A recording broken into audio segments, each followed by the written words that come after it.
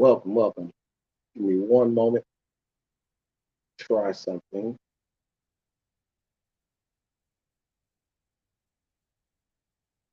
Get all these weird friend requests.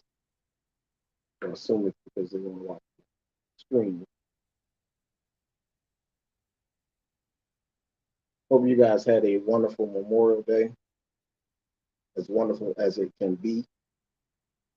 Know that some people have lost some of those who were close to us.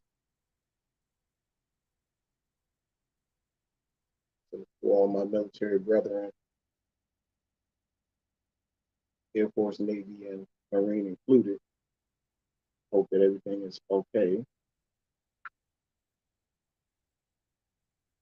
The buddy that I was supposed to talk to yesterday, but I will try to get in touch with you tonight, if not tomorrow.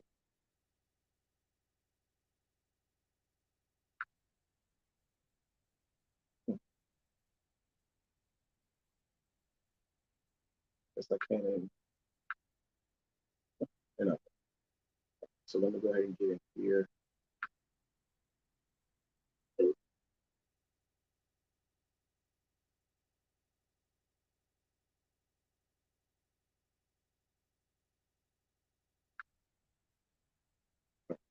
Sorry about that.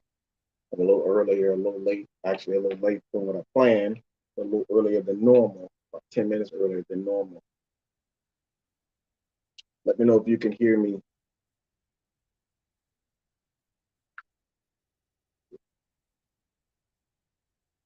Let me know if you can hear me.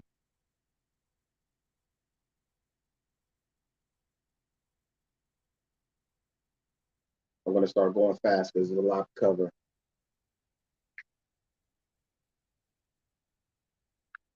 It'll be quite a bit if you interact. In addition,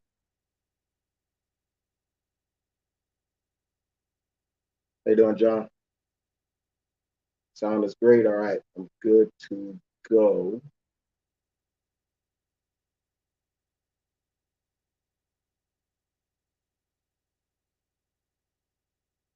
Hope I catch these comments. It's a little weird setup. Had some issues with the phone again. I don't know. Just didn't want to do the side view unless I restarted it. So that means I had to pull out of the software and go back in. Delayed me, but we're good. We're right on time. All right. So hello, everyone. Hello, all my viewers. Hello, and welcome to Panther and Cage Community Demands 3. This evening, I'm your host, Panther. Panther and Cage is a community-driven live stream where we co-host and I speak on a variety of topics from a unique Afrocentric perspective. It is always encouraged for the viewing audience to provide any real-time feedback within this live stream. It is greatly encouraged. The comments that you contribute will contribute to progressive and relevant discussions from here on out that will reveal tangible solutions. Now, on Panther and Cage, our focus is to expose those negative narratives that continue to perpetuate the social and cultural bigotry within our Brevard County community as well as others. But we'll exploit those narratives in order to temper the racially hostile environments that suffocate the gullible members of our society. Now, if this is your first time joining us, I hope that you enjoy it. I need to show you an intro into a video.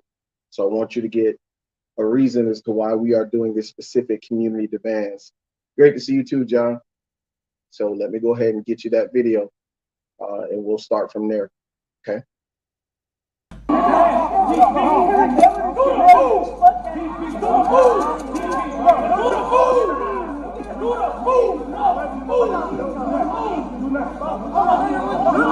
What the fuck happened?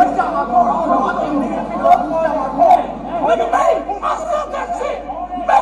I stopped that shit up! I stopped that shit up! Now what the fuck you gonna do about it? What you wanna do about it? What you wanna do about it? What you want? I stopped that shit up! I stopped that shit up! I did that shit, nigga!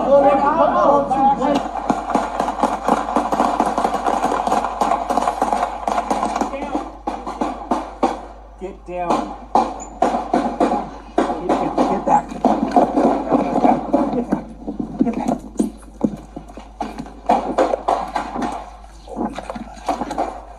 I'm fucking bullet went through the screen. Get back. Get back. Oh, the door locked.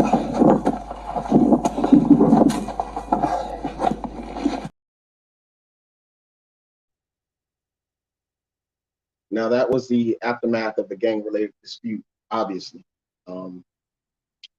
It's unclear why that shootout took place beyond the caption from the video where it was gleaned from that read that this happened on 21st and Union. Tried to locate the exact pinpoint of location, but I could not locate it.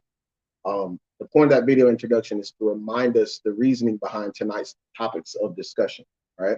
What the community has specifically expressed to me over the last couple of years as to demands to end gang violence in Brevard County specifically. Now, I know many silent observers believe that this feat is seemingly impossible to do, but don't express it here, okay? Like, I don't dare to do that when Wayne Ivey introduces to the community the Gang Force Task Force, right? I wouldn't say there's no reason for it. You're not going to stop, gang violence anyway, right? So if we don't do that there, we definitely don't do that here. Just laying some ground rules, all right? Now, we know that gang-related violence has been a serious issue in Brevard County, in our Brevard County community. And we also know that a significant attention and resources have been dedicated to resolving the issue through a law and order type of modus. But before Memorial Day, we had some issues. I think we had two African-American men, young African-American men, who were killed, and it may be due to gang violence. It may not. We're not sure. I know that one was there was a body left by Airport Road, and because of that body being left by Airport Road, there is an investigation as to find out as to who actually shot and killed this particular man. So I know that there are issues. I have communications. I've talked to people. I'm up to like midnight talking to people about some of these issues. Not some of them specifically, but just in general. So it's something that it is in discussion, and we are talking about trying to find resolutions for currently within our community, within our Brevard County community. I know that there have been two other murders, well, one murder at least, that happened in Melbourne, or two shootings. I think the one murder out of the two that happened in Melbourne. I think I'll cover that again tonight. But if you are trying to wonder about that, just go to your Florida Today. Jeff Gallup wrote about it. I don't know if Space Coast Daily's written about it. I don't know. I do check them every now and then, but that's another source for information here in Brevard County. So, like I said, before Memorial Day, we had a couple of those issues. So we do know that the violence is going on. Not a lot of information other than the guy saying he didn't know, whatever. So I didn't take that video and use that video specifically. But we are looking at gang violence there, with being a good sign as to, you can see some of the collateral damage. The individual received a bullet hole through his window or whatnot, or through his home. He was trying to observe the shooting, which is right out there in his front, in front of his yard on the street. So, but we know that basically, there are a few issues surrounding that. Okay. And tonight we're going to talk about a few of those issues that's associated with the gang-related gun violence, and that's on the horizon, that has presented itself as an issue of concern for our community. Excuse me, it's a lot. In the first community demands live stream, we applied conceptual demands to Brevard County by talking about the demands for accountability. This was one of the biggest cries that we saw in the Let's Talk About It group.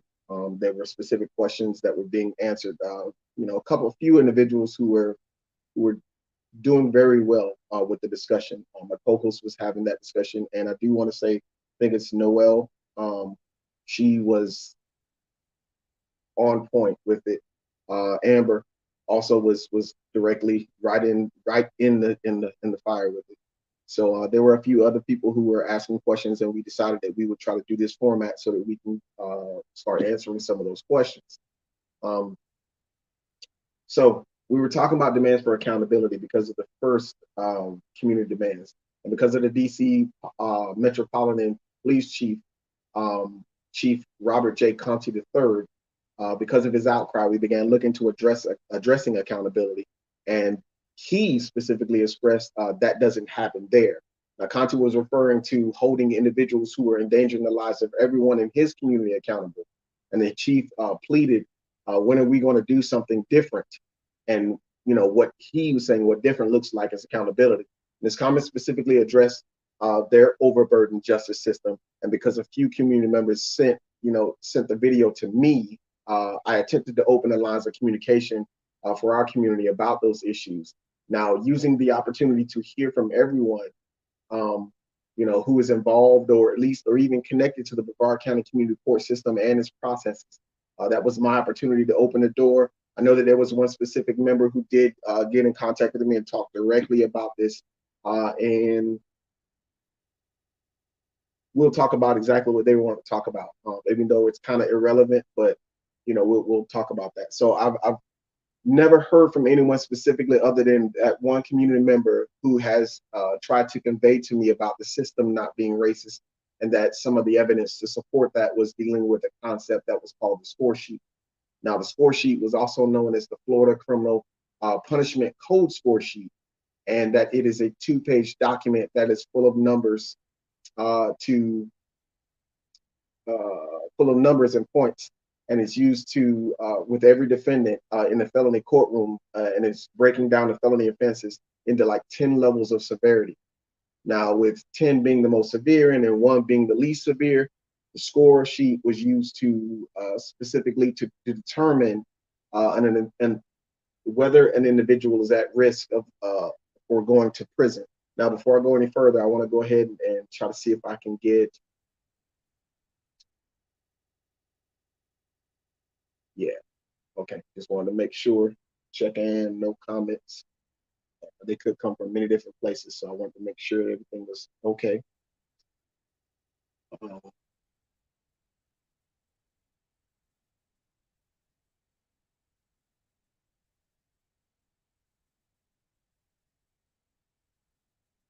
Oh, my bad. Just checking, making sure I'm scrolling, make sure everything's good. Now, I don't want to butcher his name, but according to the law office of John Guidry, every single judge in Florida must review a score sheet before they impose a sentence on a felony, and that is required for sentencing. Okay. Now, every defendant in a felony courtroom has a score on a score sheet, and if that defendant scores too many points, which is specifically, I guess, over 44, the judge has little choice but to send the defendant to prison. The reverse is true as well. So if you score too few points, which is like under 22, it would be difficult for the judge to send the defendant to prison. To understand the felony point system and where these point totals come from, there are math equations that the individual is going to have to need to work through. However, but because it's a very premature subject to be discussing at this particular time, the time that we have,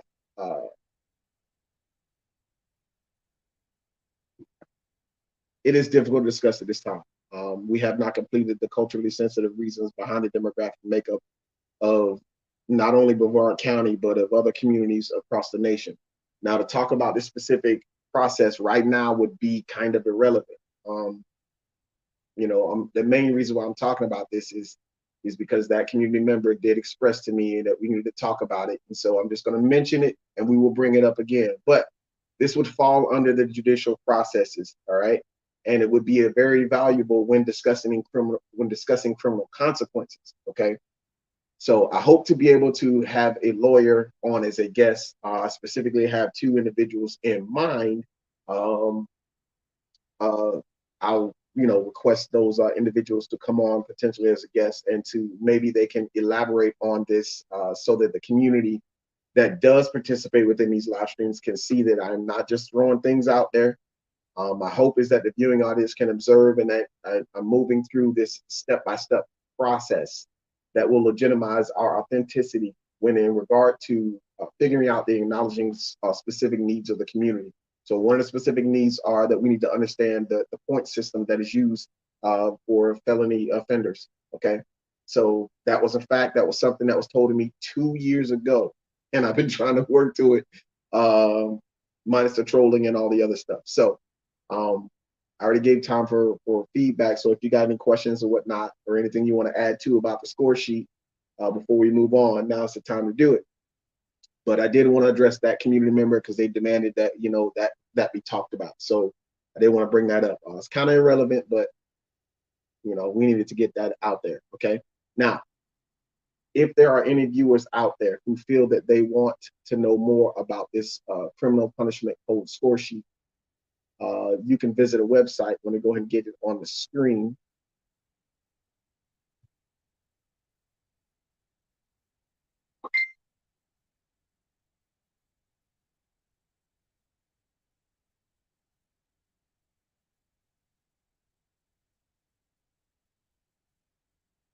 Hold on a second. Let me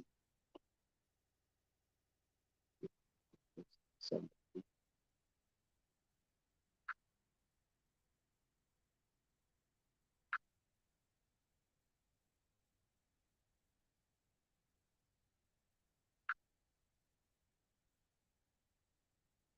do that.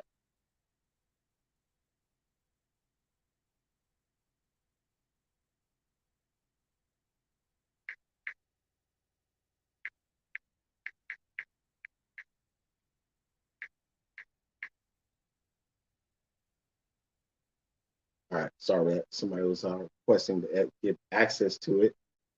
Um, Probably should have invited them to Let's Talk About It group long before. But so you can see that sat on there for quite some time. The website www.jgcrimelaw.com. So jgcrimelaw.com basically is what that's short for, and that's John Guidry. You can review all that information yourself when it comes to the score sheet. Now, there's even a YouTube video where he pretty much introduces the concept, and he talks a little bit about how a defendant's score can quickly rack up, thereby tying the judge's hands.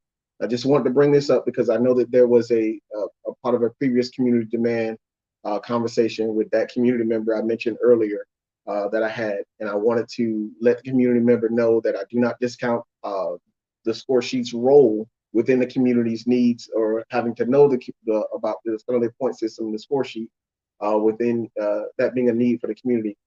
It's just that we had to address the issue of criminality by approaching it from the reasonings that sparked the protests of the summer of 2020. So that is one of the things that I wanted to address. That felony point system is very important. But we will revisit it again when we talk about criminal consequences and understanding some of the part of the judicial process. So hopefully I'll have a lawyer on who's familiar with it and can give us, basically not listen to, well, not listening, but you guys don't have to listen to my interpretation of what it is. But sometimes I'm told that I use very difficult words to understand. Don't understand that, but maybe someone I could break it down for you, and they can talk to you. You can talk to that person, and maybe they'll give you lend you some more credibility towards that issue. All right. That means that we have to approach, all these issues. When we were talking about the reasonings that sparked the protest, we have to approach that, from this position. We have to approach it from racial profiling, historical migration patterns, police brutality, and then black on black crime. We have to do that first. Okay. I'm just going to ask this question to make it make sense. How can we get to the judicial processes before we address how the individual came to be a defendant subject to the judicial system? Can't jump, like that would be, jumping the gun. And I don't want to, I don't want to get too far ahead. Now, we did address racial profiling back in January of 2021. And we revisited the historical migration patterns just recently when I was responding to another community member who decided to challenge me and challenge me and my co-host a method of sharing irrelevant information to the community that was seeking so desperately to have that black on black crime discussion. Okay. Now, if you remember, the historical migration patterns were the result of terror, and most of that terror was being caused by a campaign that was infamously known as the Lost Cause. That's why I said that It's like the fifth time I've tried this, to let everybody know this. The lost cause is very important. You have to understand that about history. It's not the totality of history, but it does give us reasons why migration patterns developed, or why the Black communities and the white communities were developed the way they are, why they are the way they are now, and how they, got that way, how they began to develop. Okay. I don't see any other questions or anything like that. So, but the reason I brought up the score sheet again is I expressed that, and I'm doing this because I have a viewer that just got in, and this is something that pertains to them. So now the reason I brought the score sheet earlier was I expressed that it was a part of judicial process, and it's only, it was only in the name of relevancy. And what was relevant was that what was brought to the mainstream attention by Chief Conti's viral video from the first Community Demands 1. And he talked about the recidivism rate. Okay. Now, you guys remember that, those who have followed this show and know that we've covered these issues. Chief Conti talked about the recidivism rate. That is a very important issue to talk about when we talk about the criminality that is, having that is plaguing our communities, right? Remember, we asked vital questions then that opened the door to resolutions. Now, what leadership concepts or leadership theories would be the most effective in Brevard County? Remember those? What leadership concepts and theories would be the most effective for positively influencing the Brevard County African American youth? And here, always, because we do it from an Afrocentric perspective, it's, we're going to look at the Afro American youth.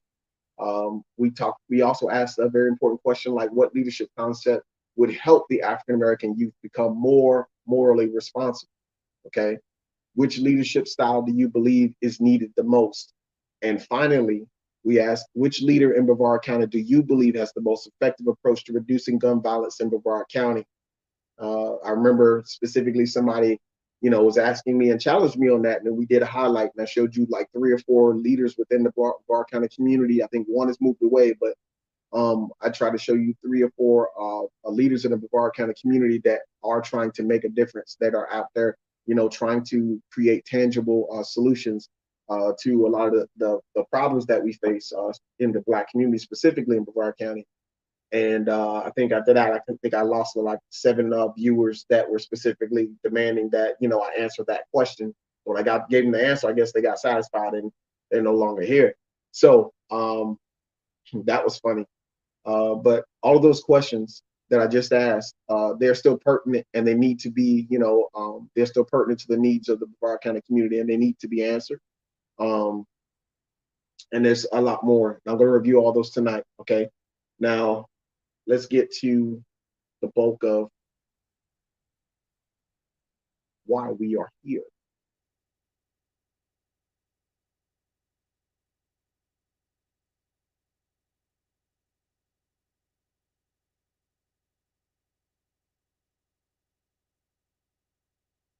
All right. Now, all of this that I was just talking about was relevant because a few weeks ago I experienced a very, very busy week. It's been a very busy couple of weeks, actually. But I was able to attend an event in Titusville on Saturday, April the 29th, and it was hosted by the Bridge the Gap Ministry, whose goals were to improve the community, or their goals were to improve the community involvement and civic engagement to address the issues of public concern. And let me go ahead and get this on the screen because this is important.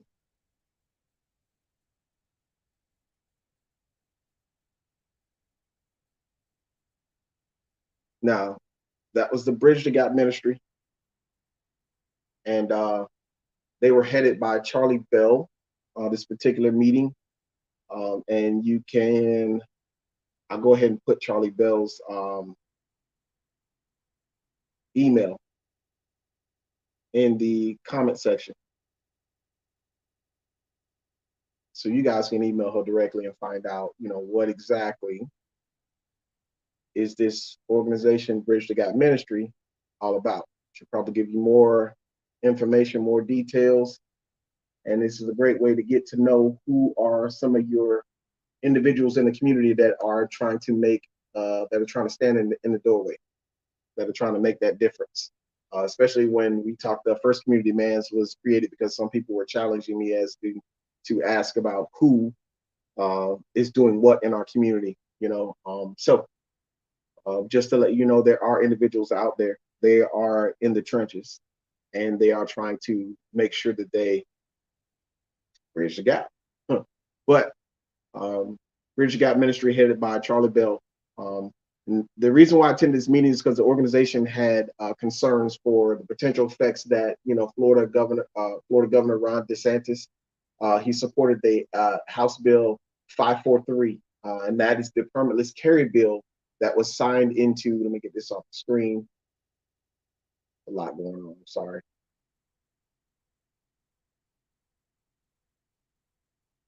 But that was the HB 543, House Bill 543.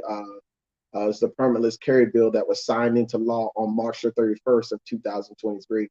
Now that would, they were worried about the concern about what that would do, what that would have in Titusville, which Titusville, Brevard County, for those who watch and are not in the specific area. But they were wondering about this law that goes into effect on July 1st, 2023. And it allows people to carry concealed firearm in public without a government issued permit or license. Now, the Titusville Police Department information officer, Amy Matthews, she got together. Let me go ahead and get so you can see her.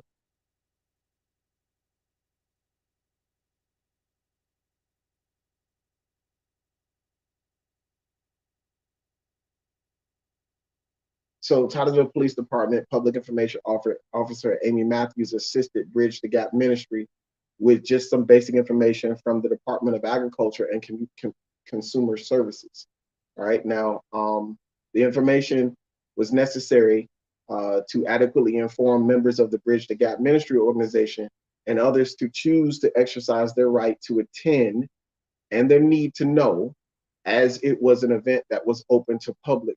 All right. Now, there were two police officers from Titusville, which I had their names in my head, and I was remember. I do believe that one was Officer Taylor, a short female, blonde hair. I don't know if that's correct. If that is correct, I do believe, but it was her and another officer by the name of Josh. I did not know what Josh's last name. I do believe was Josh Byrne. Not 100% sure. I did send an email to Josh. Did not get anything back. He may have responded to me in the last 48 hours, but I haven't had a chance to check.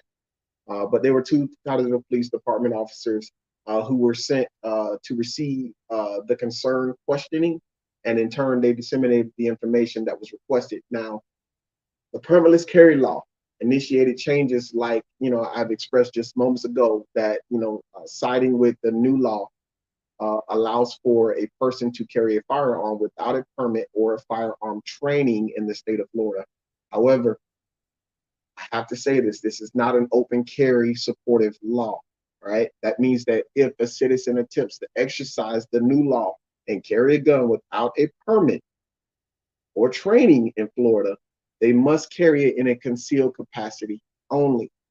And the qualifications that are covered under this new law are that only people who meet the already existing criteria requirements for a concealed carry permit can carry a gun in public according to the legislation. Okay, so if you could not get a concealed weapons permit, this does not mean that you can carry a firearm. Okay, the criterion includes being a citizen.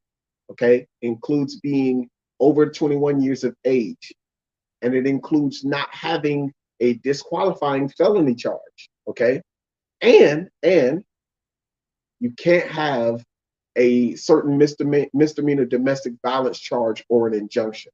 Okay, so keep in mind, everybody who gets involved in these domestic batteries and these domestic assaults or whatnot, when you do that, you basically give up your Second Amendment right in the state of Florida. Okay, so this is something important that you have to understand. Fellas, guys, I'm speaking to you specifically because I can talk to you guys as someone who's been involved in sometimes where, your partner gets a little too handsy, too violent. Just weird thing to say, but walk away from that, man. solely because we just, tell your ego this: if you do anything, then you lose your right to, carry your firearm. You lose your right to practice your Second Amendment right. You lose your privilege to practice your Second Amendment right. That's as simple as it gets. If you do that, pretty much anything that is being said is probably going to be small potatoes. Now, it's just my opinion. That's my personal opinion. Anybody who disagree with that, you get in the comment section. You go ahead. Don't get in my DMs. No, I don't want you doing that. You either come on the show, you speak your piece, I put it on the screen, and we leave it there or whatever. I don't want them arguing in my DMs. I ain't got time for that stuff anymore. Okay. So it can clearly be discerned here, okay, tonight, what I'm saying, that there are pertinent criteria that must be adhered to before you are qualified to exercise your rights to or under this permitless carry law in the state of Florida. Now, as previously stated, a new law takes effect in Florida on July the 1st, 2023. Okay. One of the first questions that at the meeting was, can people still get a concealed weapons permit even with the new permitless law?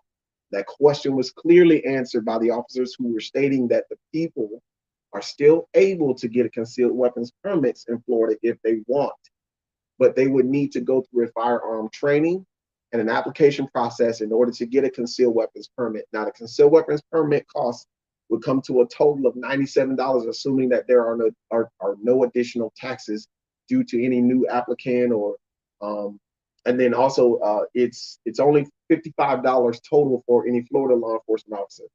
My personal opinion, ladies and gentlemen, is go ahead and get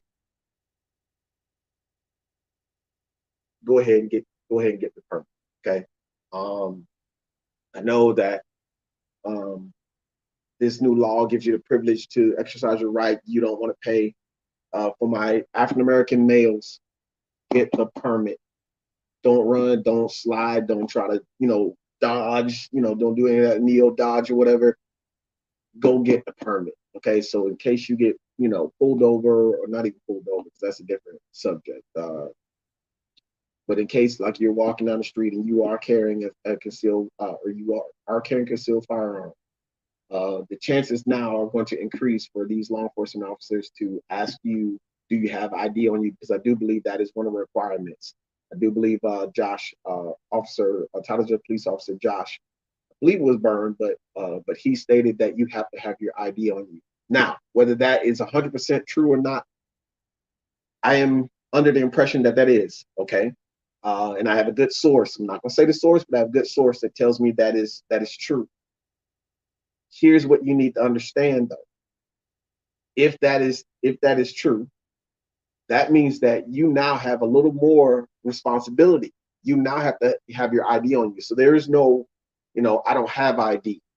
You carrying that firearm, you have to have an ID card. You have to have an official, valid Florida ID, okay, to be carrying that, firearm if you're going to practice or exercise this new Second Amendment privilege. All right. So we'll cover it in a moment. Okay. So I just want to be clear about that. Okay. Now, a few weeks ago, so I'm gonna get right to it now. A few weeks ago, I had a live stream where we covered the murder of Tyree Nichols. Hope no one forgot about that. That's where the five police officers, the 5 black police officers, and the 1 white police officer had basically brutalized Tyree Nichols, okay, murdered him. And in that live stream, I initially covered the firearms retention system, okay? And I gave my opinion as to exercising your constitutional Second Amendment right. Now, as an African-American man, or one that is defined by the social, construct of Black African-American, I personally implore all the members of my specific community to not leave anything by chance when it comes to fully exercising these constitutional Second Amendment rights, okay? I pointed out that there are retention systems then, okay, that allow the firearm owner to use within the owner's vehicle. I think I've got a picture of that. I've loaded it so I can show you exactly what I'm talking about. Let's see if I can find it. I don't see it in here, but let's see if I can find it. Give me a moment. Try to see if I can show this photo. I uploaded it. Something I was supposed to do, and I don't think I got a chance. No, no.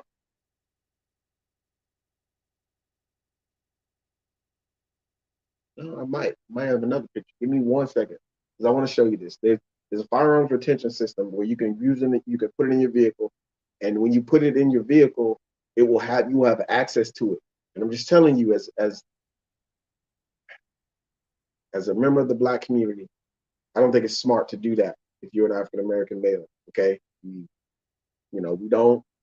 haven't had those huge um, incidents or whatnot where race was definitely identified as a factor in a conflict between law enforcement and some of the citizens of Brevard County. We don't want someone to actually have that. We don't want that to be the first. And these are one of the things that, see if I can get to it.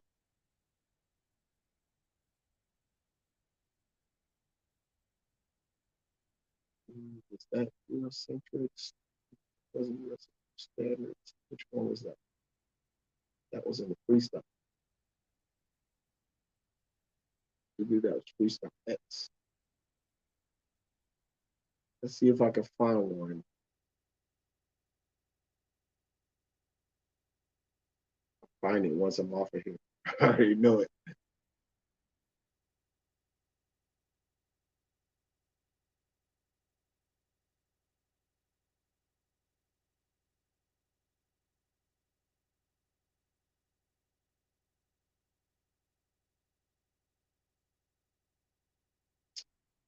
It's there.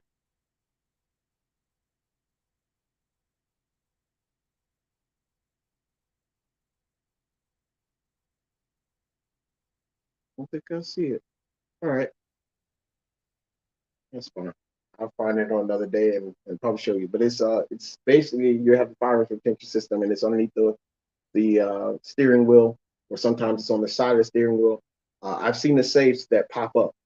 You could probably do that, but do not just use the one where it's just right there open. Even though there's a trigger guard, there's a cover for the trigger guard. Don't leave it up to chance, ladies and gentlemen. If you have access to that firearm and that officer has a discretion that says that I was in fear of my life or whatnot, this is playing Russian roulette. Okay, you know what I'm talking about. I wanted to show it so you guys are actually see what I'm talking about. But I don't have access to that picture. Sad, because I would actually want to show it. Darn it. Um, Now, like I said, I pointed out that the retention systems that allow firearm owners to use within the owner's vehicle, because of the nature of our environment, which is greatly influenced by the social economic and the social political narratives. You do not want to play, into the hands of the overzealous law enforcement officer that does not feel like you have the right to access your firearm at any time, to include that time when you are operating in the seat of your vehicle. Okay. Hope I'm being clear about that. I'm reiterating and wasting time a little bit because I'm behind a lot. But I say that because we have many traumatic videos that some of us haven't even experienced some of this stuff firsthand, where law enforcement officer begins to behave sometimes, and you may even term it as in a schizophrenic manner. I had one in Titusville happen a while ago, okay? And that was regarding your right to, exercise your Second Amendment right, all right? Now, what I'm precisely saying is that this is you have seen many videos where African American male has been accosted by officers when they discovered that the citizen had a firearm in his possession. We all remember Philando Castile, okay? We're coming up on the anniversary of that, right? So we all remember Philando Castile, an African American male who was legally in possession of his firearm with a valid concealed carry permit that the Minnesota police officer Geronimo Yanez never gave him consideration. He never gave consideration to Castile's constitutional Second Amendment rights. Okay, Castile was shot 7 times at point blank range by Officer Yanez upon Castile notifying Officer Yanez that he had a firearm and a legal permit to have possession of that firearm. Now, schizophrenic is an appropriate term to describe the behaviors of the police officer because it was a disorder. It is a disorder that affects a person's ability to think free, to think freely, to think, feel, and behave clearly. Okay. Officer Yanez behaved as if there was no possibility that Philando Castile could be lawfully carrying or lawfully in possession of his firearm. That's why I say that. So it's not demonizing these law enforcement officers. I'm specifically telling you. You go back and look at the video. Officer Yanez's behavior was that of a very selfish and cowardly officer. Okay, his behavior and others like it should be thoroughly examined. Okay, now having a firearm in your possession is not a crime. Let me say this again for all those who are anti-Second Amendment. They don't, they're not pro-gun. That's fine. Okay, here's a fact: having a firearm in your possession is not a crime unless you are unlawfully carrying it. Okay. Now it is difficult for the officers to ascertain if you are unlawfully carrying that firearm. Okay. I'm not saying it's impossible, saying it's difficult. It is difficult for the officers to ascertain if you are unlawfully carrying that firearm upon sight. Therefore, there must be a reasonable investigation into regarding the citizen's right to exercise their constitutional Second Amendment right. This is where you do have to notify them, and it's probably in your best interest to let them know I do have a concealed weapons permit. And in fact, I would tell you, let them know you have a concealed weapons permit before you let them know that you have a concealed weapon, okay, or concealed firearm. Please do that, all right? It's very difficult, very touchy subject. I know a lot of people don't like the idea of carrying firearms or whatnot. Listen to me. You can't ask me to be non-pro Second Amendment and you're going to put a firearm in my hands to go send me over to Iraq to go fight Islamic terrorists, right? And then I come back to America and then oh no, I don't believe in guns. So if you have an issue with that, you know where to get in contact with me, right? Not in my DMs, right here, right now. You got plenty of time. This is going to be a long one. But we as a society are too used to seeing the overzealous and fearful officer of the law enforcement scream like a little girl on a roller coaster when they scream gun or he's got a gun. You know what too often follows is a barrage of shots from those officers who have failed to identify if the person is possessing a firearm, if they pose an imminent threat through the use of that firearm, or if they were lawfully carrying it. And we see whole departments as well as the national police organizations jump on board to support the actions of the police officers, no matter what the circumstances. I told you guys, don't get in my DMs, get on the show. I don't know. I don't see who's making the messages. It's probably gonna come out later, come to me later. But no matter what the circumstances, all right, it isn't a natural response, even though it appears to be. It's quite deliberate, all right. Alton Sterling was one that really, pulled some emotion out of me because, he may have had a firearm, but they didn't ascertain was he legally able to carry that firearm? Did he, was he unlawfully carrying? They automatically said gun, and then shots became fired right there. He didn't have his hand on it, or anything like that. So, yeah, so it's a topic for discussion, and I'm willing to have that discussion. I'm not gonna run like everybody else. So, like I said, if you have an issue with me, don't get in my DMs tonight. Get right here on the show. That's what it's for. You got these little community demands. You're part of the community. You making these demands. Get on the show and do it. All right. Don't hide behind it. No, don't hide. No more hiding. All right, because you'll see why. This battle, this is a legal battle. All right, and it's not being fought as much as it should be. And I can tell you that the reason for it is because we, as Black African Americans, have not collectively stood our ground. No pun intended there, on the constitutional rights to bear arms. Now, I say all of this because it is important for us to know our rights and to use our rights, because there are already people who have tried to take advantage of this new permitless carry law, and it has not worked out well for them so far. So let's take a look at an example.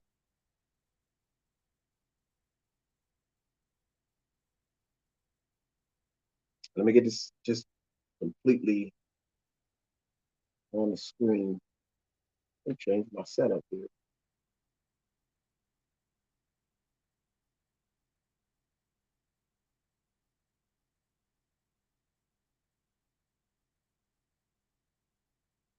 All right. Now, one of the most notable examples occurred on April 30th, 2023, in the beachside community of Surfside, Florida. You guys are familiar with Surfside, Florida. That's where an officer put his hands on a female officer who was trying to stop him from using excessive force. So this community and whatnot is already famous for that. But as of April the 30th, there was a 34-year-old man that was carrying a 380 ACP Taurus firearm, that which you see there on the screen, okay? And he was carrying it without a license in his waist. And he and his son entered the restroom in Flanagan's Seafood Bar and Grill. And allegedly, there was a witness who claimed that there was an argument overheard in the restroom before the man's gun went off. And the unidentified man then left the restaurant after his gun went off. Now, according to the police report, he was captured on camera leaving the restroom with his son, who was covering his ears as he heard that loud sound from the firearm discharge. Now, the report stated that the y'all just gonna try me tonight.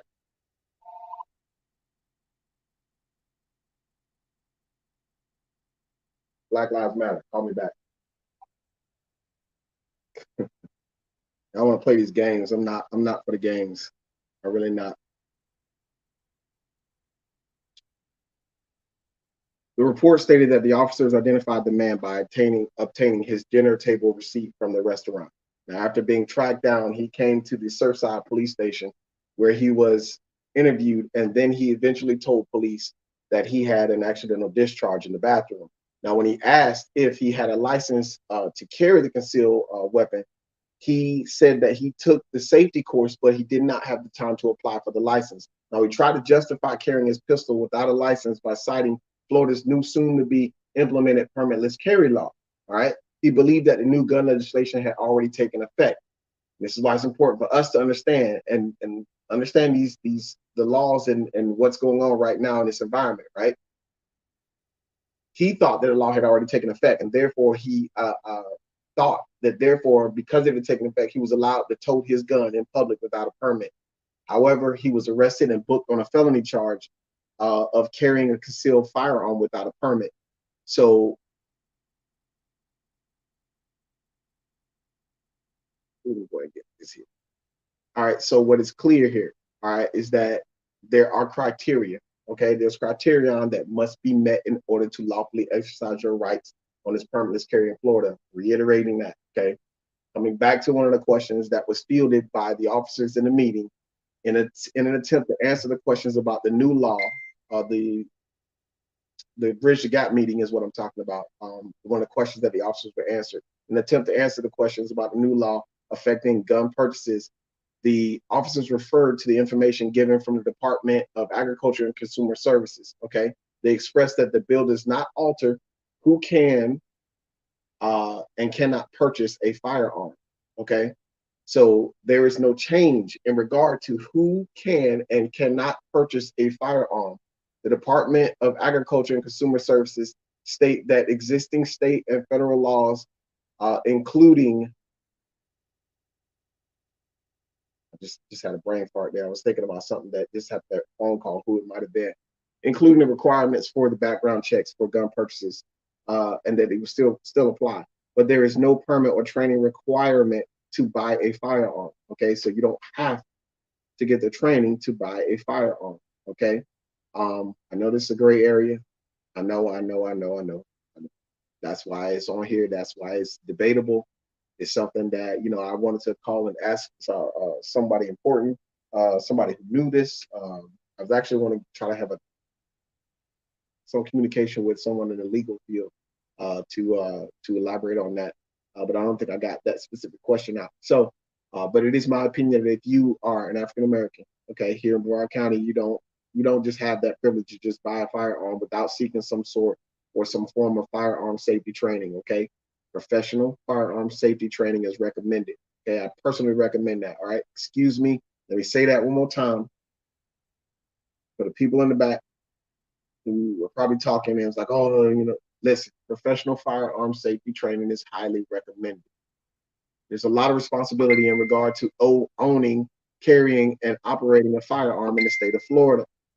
A lot of people look at owning a firearm as something very easily, but they do not understand that there is a lot of responsibility that comes with exercising your ability and your constitutional right to self-defense. Okay. The officers provided a National Shooting Sports Foundation handout. I have it here, but I'm not going to show it.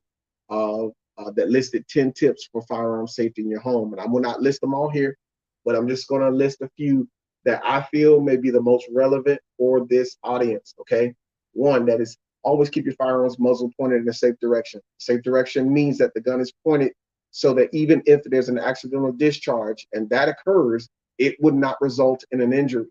All right. The next thing is always keep your finger off the trigger until you actually intend to shoot that firearm. When handling a firearm, you rest your finger on the outside of the trigger guard or along the side of the gun. Don't touch the trigger until you are actually ready to fire. This is something they talk about even in the military, and it is something that should be practiced. I don't know who's been messaging me. You heard it, but it's not popping up. Let me see. There's two. Oh, wait a minute. That's an important person. That's my co-host. So just make sure. Oh no, he's good. Okay. Now, the next one is to be sure that you know how your firearm operates. All right. That means intimately read your manual on your firearm.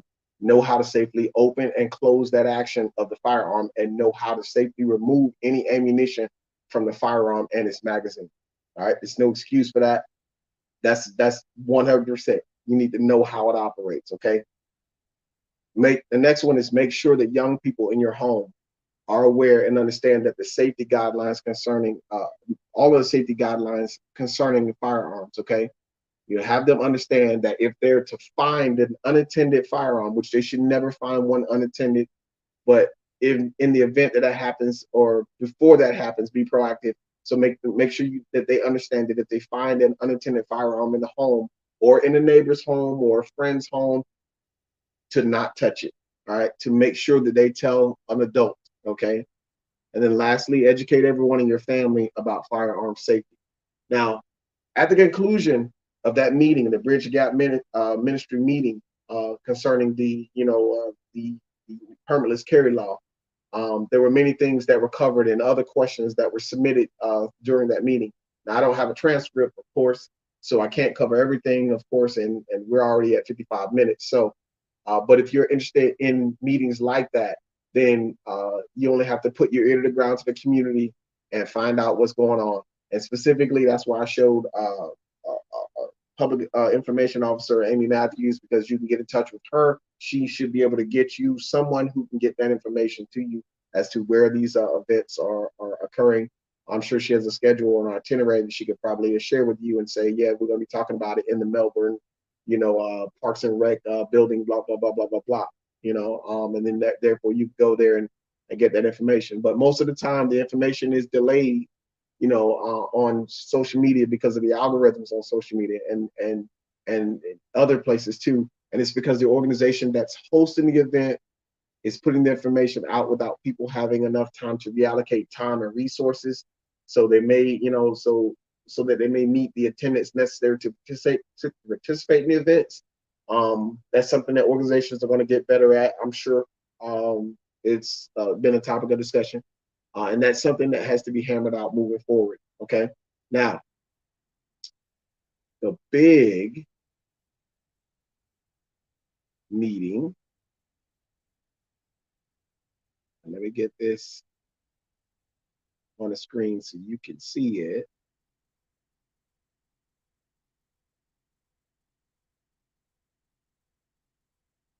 It's the Hey Blue Design Thinking Workshop 2. All right. Now, May 2nd, 2023, I had the opportunity to attend the Design Thinking Workshop in Cocoa. And the event was hosted by Hey Blue, and it was called Policing in Cocoa Design Thinking Workshop 2. All right, let me go ahead and get that on the screen for you.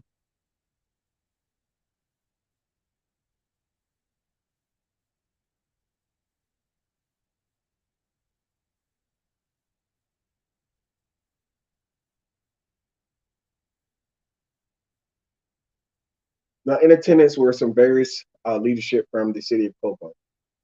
There's Kristen Baki, I believe, of Lead Brevard. The Cocoa City Council member Alex Goins was there. Attorney Alton Edmond Esquire. Cocoa Mayor Mike Blake was even there. Cypress Bank and Trust Senior Vice President Christine Myers, I believe, was there, and various police officers from the Cocoa Police Department.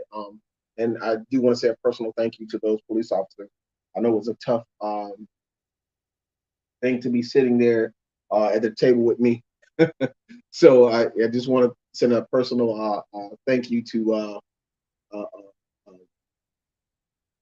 Chris Rizzo. But these were influential members of the Brevard County community in totality that were there. They met to participate in this workshop, and they focused on enhancing the connections between the community members and police departments in Brevard County. Now, what the meeting highlighted methods of initiating connections between police and the community that was yielded from the meeting was I want to say what was yielded from that meeting was great in terms of knowledge and how to establish connection. Okay. Now, the meeting produced several challenges that created very interesting conversations. And it was a 4-hour block that was set aside. But I think the level of conversation probably required at least an hour or two more, but it's not knock on them at all. I'm saying that the way that it was designed to help us establish connections because of that was so clever, and because of how that was very engaging or very tempting. It made the 4-hour block not time enough. And that's good. That's actually a good thing. All right. But I'm glad that it did not go any further because we spent quite some time deliberating over some of the exercises that were assigned to complete. All right. Just before we concluded, Attorney Alton Edmond Esquire provided some valuable free information. He had an attorney provide valuable free information. Now, guys, come on. I mean, let's keep it real. You got an attorney there that's giving you free information. Missed out on something. Could have asked him anything. You could have asked him several. I asked him, I think, 1 or 2 questions, but you could have asked him anything. This is your chance, okay? And the information that he was providing was specific to regarding what to do when pulled over by the police. Okay. One of the most interesting conversations that I engaged in during this event was the potential need for making police calls for service more efficient. Now, I spoke with Officer Chris Rizzo about the potential of ability for calls of service to be vetted so that the necessary resources are adequately applied. We did have that conversation. Thank you, Officer Rizzo. I just want, I know it's a vague explanation for everybody else, but I don't want to take credit for that or reveal the details behind that, because that idea was not my own. Okay, this was an idea that he came up with, and I think that is, I don't see anything wrong with that. Okay, I think in my head that I think it was a good idea. In my opinion, it was a good idea. But my opinion to the procedures of the police department are very limited. Okay. So I hope to expand upon those in the future. Now, maybe one day I can do a police ride along to help out with, with that kind of expansion.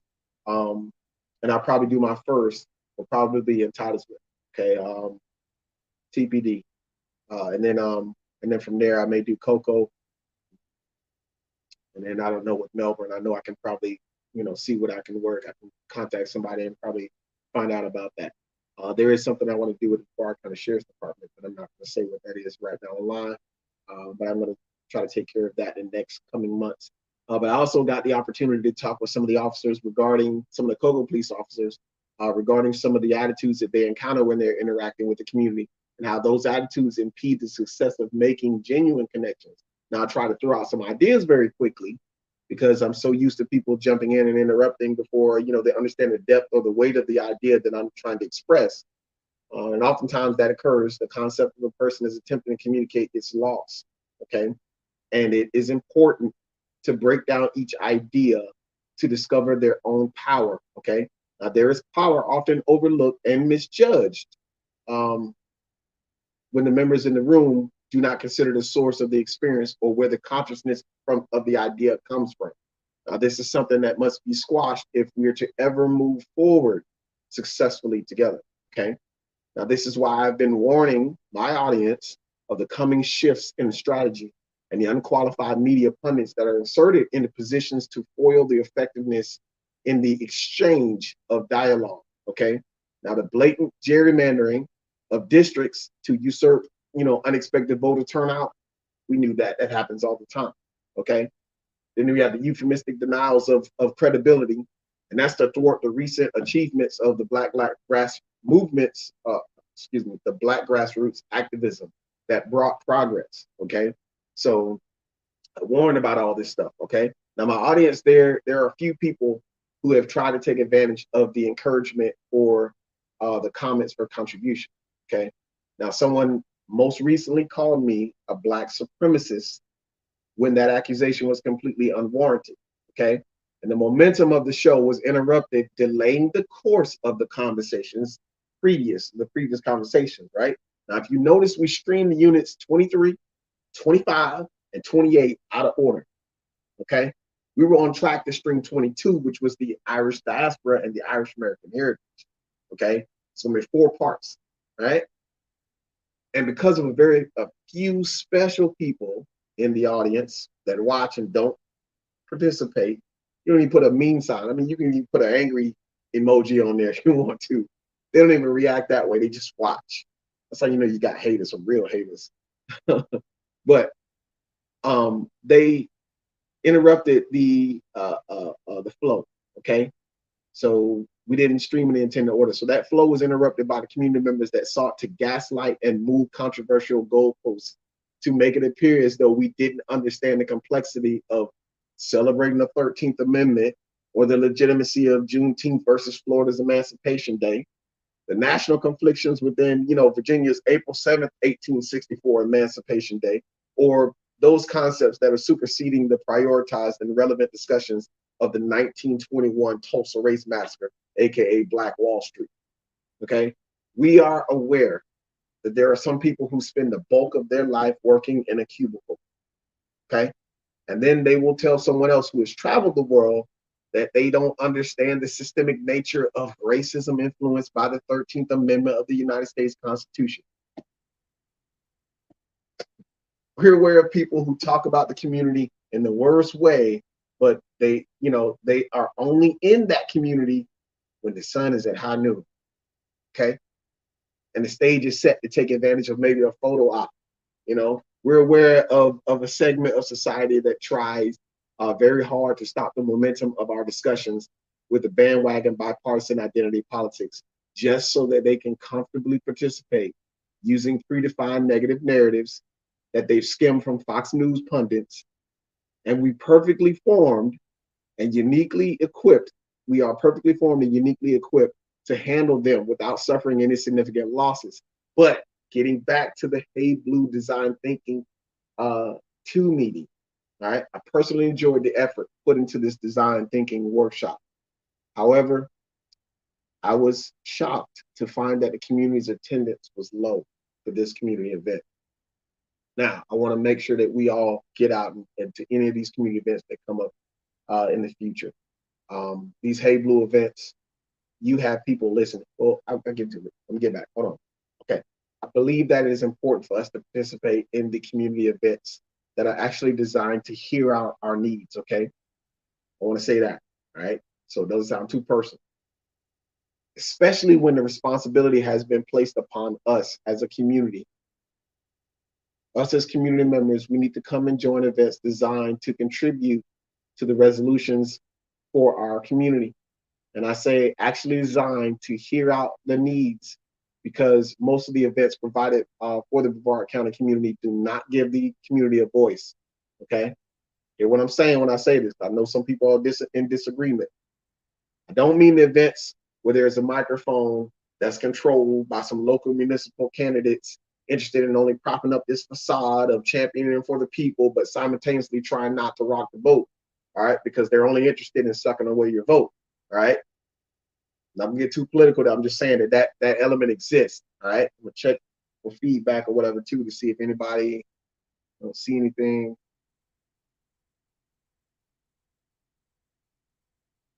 But I just gotta say yeah, real quick.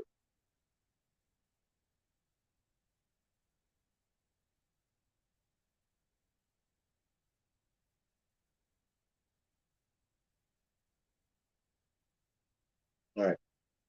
So yes, there has been a situation over and over again here in the community.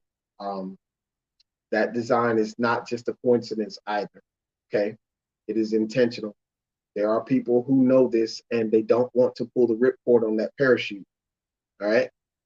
There are community organizers who have sincere intentions of holding genuine events.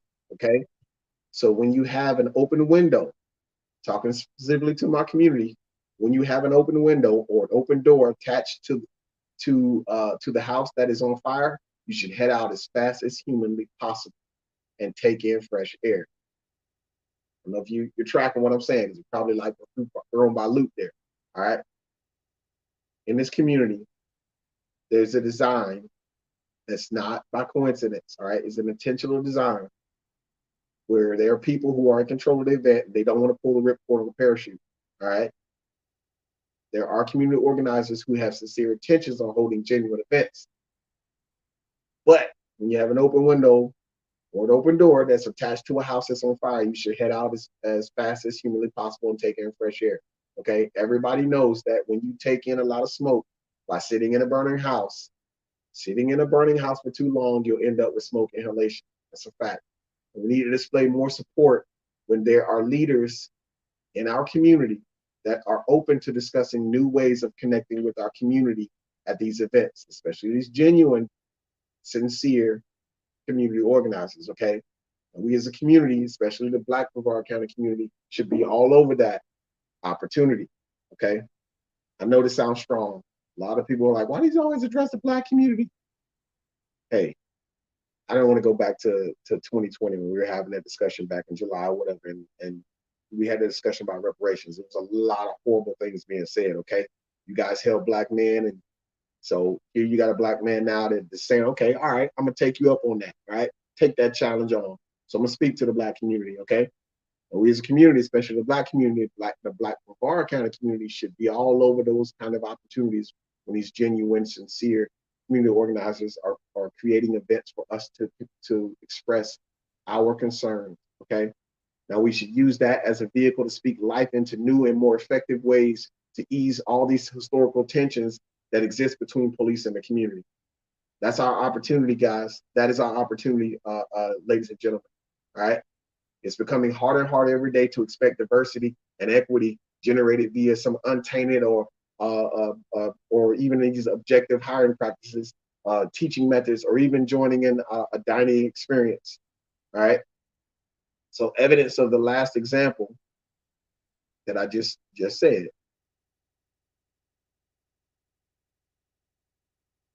Evidence of the last example that can be found by researching an event that occurred. It occurred recently in Clearwater, Florida, at a restaurant called Frenchie's. The conversation went left very quickly, or should I say, very alt-right, when a Caucasian woman called a Black woman the N-word several times, and the restaurant requested that the Black woman and her party leave. Now we know that there's truth to the teaching methods because our Florida, Governor DeSantis just signed a bill recently into law that bars Florida state universities from spending state or federal funds to promote, support, or even maintain any programs that advocate for diversity, equity, and inclusion, or promote or engage in political or social activism. Right? I shouldn't have to express much when we already know there's been an all-out assault upon institutions like the public library in the interest of banning books. All these clearly point out to the appearance that we don't have much time. Okay, we're while there are organizations that are interested in facilitating the generation of effective yet positive solutions to everything that is going wrong in our social environment, we as the Black community, specifically in Brevard County, we need to get on code. All right, we need to participate, we need to support and network with each other so that our demands can manifest into reality, not just keep it a dream. And I know that there are some members who do meet. A lot of times they water down the conversation. They water down the conversation, and that's not helping us. So I know that there are a lot of Black people that are meeting in certain events, and a lot of it is like church, but they're not being honest with you. The church should be head up against racism, because I'm gonna tell you that stuff is black magic. That stuff is completely against their it's antithetical to their philosophy, to their way of life. But they won't tell you that. They'll allow some stuff to happen, and quite often the church is always saying that they're not a part of it, but oh yes you are. And if you're taking real dollars, tax-free dollars, you're a part of it, okay? Because that you are a problem in the social economic picture if you ain't doing something about it. Now I know the Truth Revealed Ministries is doing a lot. I know that they are. I know that they're doing some things. I saw a live where they were talking about the homeless in society or whatever. I know we are behind quite a bit on that. But I'm talking about these churches where you got, like in this community here in Melbourne, where there are like 5 churches within a square mile. And I see some of the homes that look decrepit. There's some stuff going on. It's crazy. I'm not even gonna get into that, but just know that's what I mean. Okay, so I know there are some people meeting, but it's ineffective. I mean, that's just the truth of it. All right. Now, to that end, I personally made efforts to communicate with some of the attendees of the Hey Blue Policing and Focal Design 213 workshop about what I spoke about my last live stream, and that was authenticity. All right. And I expressed that in a part of the problem with connecting specifically with the Black community was a lack of context in regard to the diversity training. And I stand by that. Okay. That evidence to such was the point that I when I made that point, it was lost on some people who because they immediately became defensive, and this happens all the time. Now, the evidence that I revealed showed that even at the highest level of governance here in Brevard County, being the Brevard County commissioners, okay, the issues such as a government employee earning a government paycheck, practicing blackface, that it was not, they said that it was not serious enough of a problem for them to implement any diversity training. That was the reason why I brought that up. Because at the highest level of government, where you know that, okay, something needs to be done about this, it gets swept under the rug. And then if I make a comment like, there's some disingenuous stuff going on, then everybody looks at me like, he's not supposed to say that. I can't believe he said it. Now y'all in my inbox or whatever, sending me messages because you're upset. I just said something. And it's like, no, like I told you, I'm not going to do that. Anyway, that was the reason why I brought that up, because at that highest level, it gets swept under the rug. So we know if it's not mandated at the highest level, or not even someone reprimands someone at the highest level, and we know that the lowest level is going to ignore it too, they're going to sweep it under the rug too. Okay, and that's what I'm saying is happening. Clearly, it's happening. All right, and the excuses of no financial resources that the county commissioners stated, and that there being no time available to implement remedial diversity training to those specific employees. Yeah, that was what happened, everybody. My point is that at the highest levels of government, a very serious issue is kicked around and kicked away because the claims of having no resources at any time. How can we as the Black community specifically have faith in Brevard County's government or its government elected officials when this happens? And we're right on track now, because it's election time is around the corner, right? Watch how everybody starts caping. Right now, I'm telling you now, Democrats going to be in for a surprise. Some of these people are not coming out to vote. Some of these people are doing it out of fear because of what Ron DeSantis did, but y'all in for a rude awakening. So when we start talking about that, I know we get ignored during the election cycle, and Black people, we need to let them know, okay, so you're ignore us, we need to show them the consequences, okay? That's a long discussion. I'm not going to get into it, but I'm just going to say, we're talking about connecting but it's a very large disconnect, right? Now, that's one that exists, is only referenced when it's time to cast a ballot.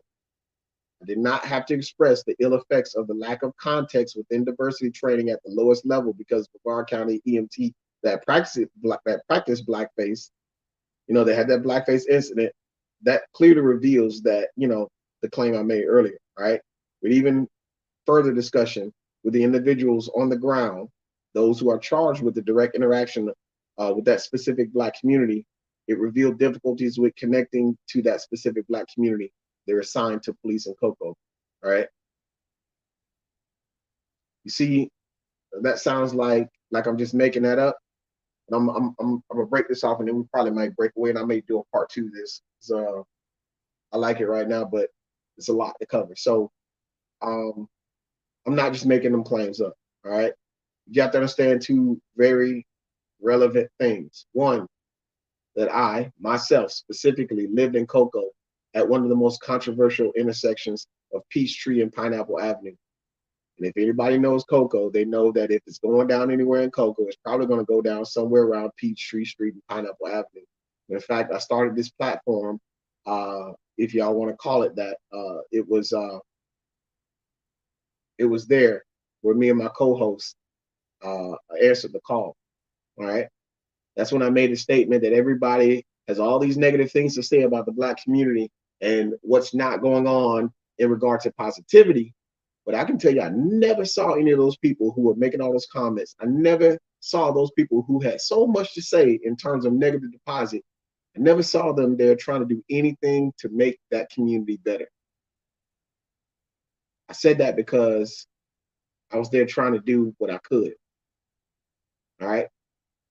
If I wasn't trying to start a recycling program and reduce the amount of trash that that would build up on a weekly basis for my little small community, I was trying to clean out the community laundry rooms, the washers, the dryers, just so the residents wouldn't be washing their clothes behind someone who decided to wash their dog bed. Yeah. Just so somebody who decided to wash their dog bed, leaving the dog hairs in the community washers and the dryers, or trying to fix the picnic table for that community. So that community members who used it for various purposes, including counseling meetings, etc.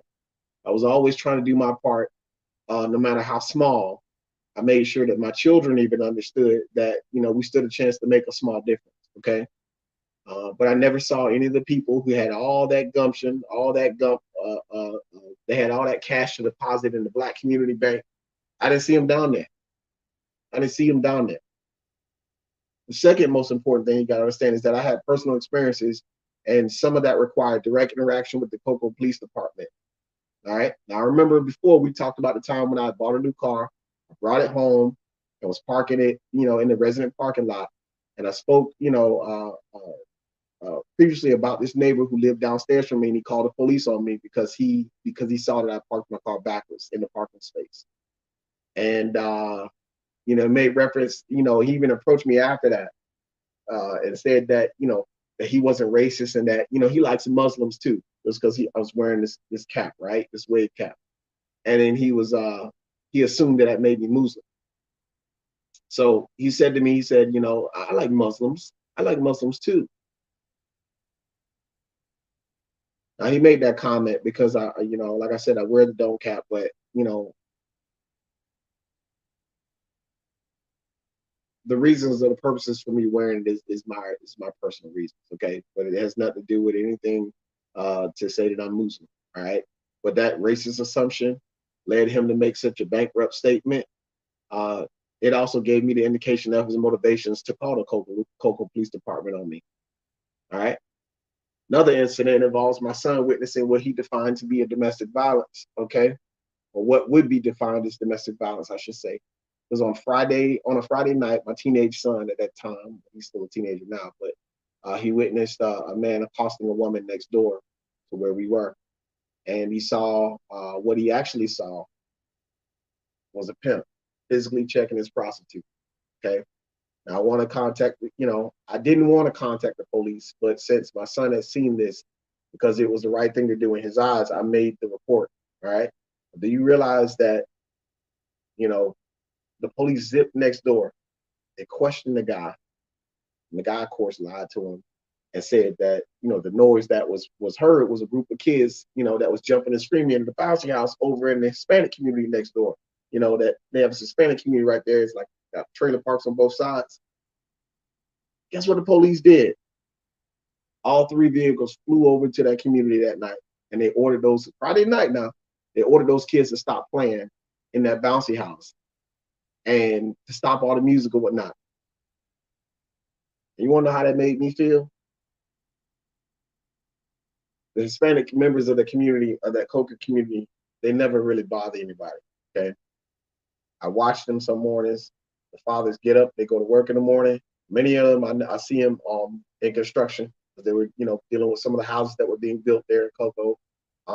They work hard on the roof in the summertime, right? And that goes without saying, all right?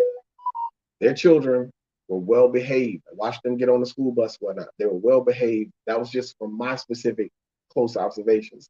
Now, that Hispanic community parties hard on the weekend because they work hard throughout the week, right? If you stay in Cocoa, you know what I'm talking about, all right? Then on Sunday, many of them go to the church there and they worship their Lord and Savior, Jesus Christ. They don't bother anybody. They celebrate Christmas and the 4th of July like every other American, right? And on the weekends, if there's a birthday party amongst their children or whatever, their entire community is invited to the cookout. And in the backyard of that cookout, you'll probably see that bouncy house bouncing away as all those kids there having the time of their life. Now on that specific Friday evening, the Cocoa Police Department made those kids stop playing and they killed the music. And I felt like that was my fault for calling the police.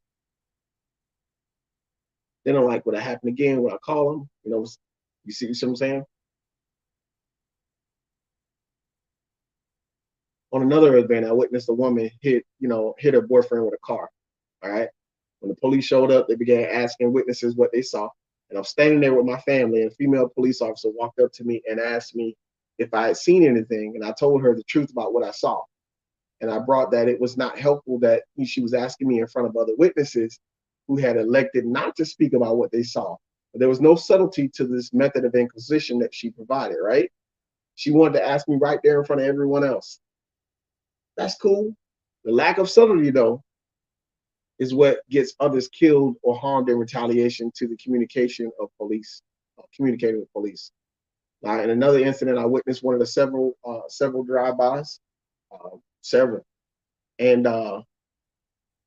when the police came and questioned everyone, I witnessed what I thought to be a lack of care to identify or even document the make, model, or description of the vehicle that shot up all the other vehicles that were in the parking lot there at the store that everybody knows is Cocoa Meat Market, or you hear it's called as ball heads. I think is what they call it, right? Same thing happened with the fatal shooting involving Cocoa police officer Brian Fredette in January of 2020, where police officer Fredette was forced to fire on Bernard Daniels, who was said to be attacking a woman with a knife there at Provost Park.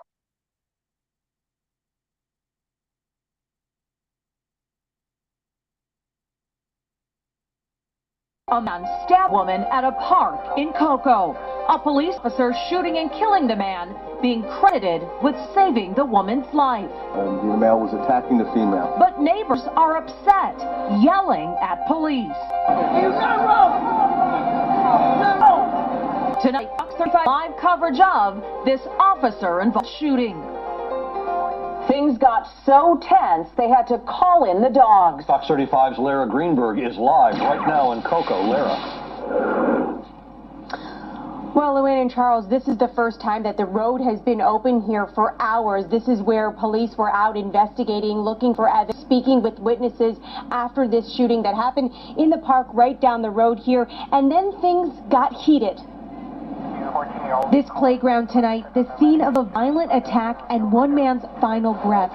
Cocoa police responding here to Prospect Park just after 5 for a report of a man attacking a woman. The officers encountered an armed male and a female. The male was attacking the female. Police Chief Mike Cantaloupe said the man had a knife, but what happened next is still unclear. From that point on, we don't have a whole lot of information about what occurred going forward. What they do know is ultimately his officer fired at the guy, killing him, saving the woman. Police say the woman has stab wounds but refused medical treatment and is expected okay.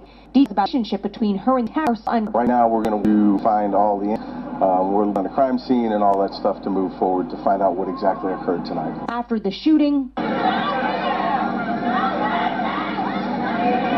crowd at the end of Prospect Ave, upset about how this all played out. But they gonna shoot it. They wasn't ready nothing. Officers on standby with rifles and dogs to make sure it didn't escalate. We'll hope that the community will stand behind our officers. You know, this was a tragic event. Anytime somebody loses their life, it's a tragic event for the community, for our officer, and for us. And after all to come, now FDL is in investigation of the officer-involved shooting, and the officer is on paid administrative leave. Both of them are standard procedure with officer-involved. Live in Cocoa, Lara Greenberg, Fox 35 News.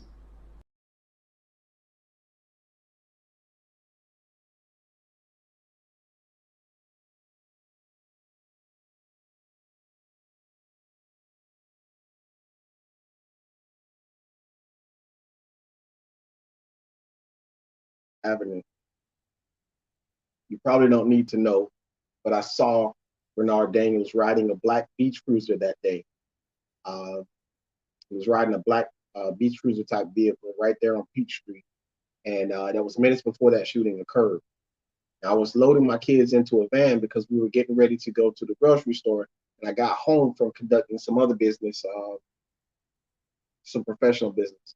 And as I was loading the kids into the van and telling them to buckle up, I heard a loud scream, right? And I turned to overlook my right shoulder, and then I saw, Bernard Daniels getting back on his bike. And there were two girls that were sitting on the public, bench right there on Peachtree before I began loading the kids into the van. And when I looked over my right shoulder, after one of the girls had let out a scream, I saw that, neither of them were particularly sitting down on that bench anymore as they were before. And one of them had apparently jumped over the hedges that were there next to the picnic, next to the bench, the park bench and whatnot. And the other, she obviously had stood up and kind of ran a few feet away. And I looked at one of the girls as she made eye contact with me, and she seemed to be kind of laughing nervously as she, basically, she said he had a huge butcher knife that was playing like he wanted to stab them. In that moment, I didn't feel like I had any more power than the average man to do something about that kind of a situation. All right. Now, I did not even know that situation was a situation that possessed a real imminent threat to the girls that ran away from him or anyone else in that vicinity. But after successfully loading loading my kids, my two kids in the van, my two minor kids, the smaller ones, in the van, and then I closed the door. We started to head. I know we were headed up north of Clear Lake Road. And I think we were going to either a grocery store. I think we were going to Publix. Couldn't go to Publix, Aldi's, or Walmart. All right, probably two of the three. Okay, and that's the Walmart that's located on the end of Clear Lake Road. Now we saw a swarm of police, a Cocoa Police Department vehicles, and I think I even saw a Brevard County Sheriff's vehicle headed southbound. And at that time when I was driving, and I was going northbound, and I was wondering like what could have happened. Because there's a lot of cars, right? But upon getting back home with the groceries, I saw all the lights and all the emergency responder vehicles that you just saw in that video blocking the intersection of Peachtree Street and Prospect Avenue. Okay. Saw some of the people in the community there when they were gathered. They were talking with some of the other members. And I was able to piece together that, that not only had I seen Bernard Daniels moments before he had shot and killed,